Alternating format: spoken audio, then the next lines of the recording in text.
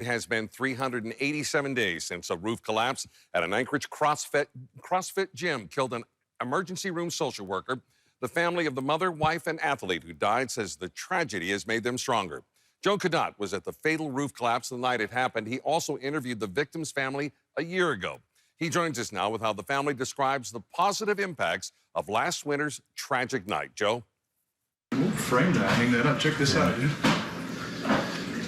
That's her pitching in college. John Paul Huffer, the couple's children, their parents, and countless other friends and family lost Sadie Huffer when the roof collapsed at the Turn Again CrossFit gym in Anchorage on February 17th, 2023. God has a purpose. God has a plan.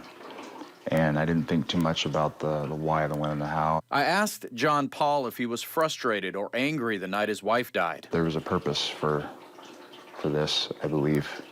And that's in God's time. That's in God's hands. And yeah, I don't question it very much. I asked him where his empathy, kindness, and compassion come from, even during life-altering tragedy. He says he turns everything over to God. To give you the strength to go through this and to live through this and to be okay through it. And I don't know, I just don't see any reason to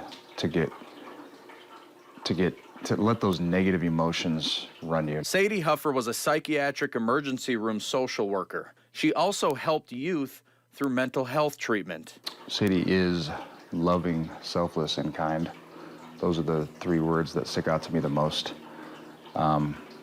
She was those three words. I mean, and it showed up in her relationships with her children. It showed up in her relationship with me, of course. John Paul says her love and kindness spread beyond her family and friends. How it spread to the community too, and the people she worked with, and the people she worked for, the community she served in the mental health world. That could be a very trying and difficult position to be in, and I think to really do a good job like she did, like only she could do, because a lot of people said that she was just special, and she was built for that purpose. He says the tragedy has made his family stronger. It's hard to measure. Part of explaining it, he says, is an infinite amount of love.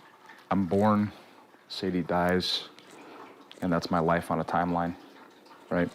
And I feel like it's just gone supernova, come together and just gone supernova for 360 degrees, spherical in all directions at infinite speed for infinity.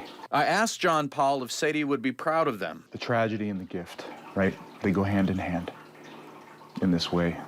And I think that the changes that we've made as a family without her, she'd be proud. He says the tragedy inspired him to become a writer. He says 2 nights after Sadie's death, he had an epiphany while putting their daughter to bed. He says he plans to publish this in a book about grief. Here's part of that manuscript. You have to sink into the sadness to find the joy. After it's all over, you're going to be exhausted and tired, and you're going to thank God and Mama for the ride. And then you'll fall into the deepest, most beautiful sleep you ever slept. And then you'll wake up feeling fully rested and rejuvenated and ready for your day. Okay, Daddy. I got up and walked to the door and looked back to her sweet innocence, and I knew she would be forever changed. Sadie Huffer was also known for her passion for blueberries, fishing, and physical fitness. Her father told Joe today that there's a scholarship written in her name and other programs being worked on in the community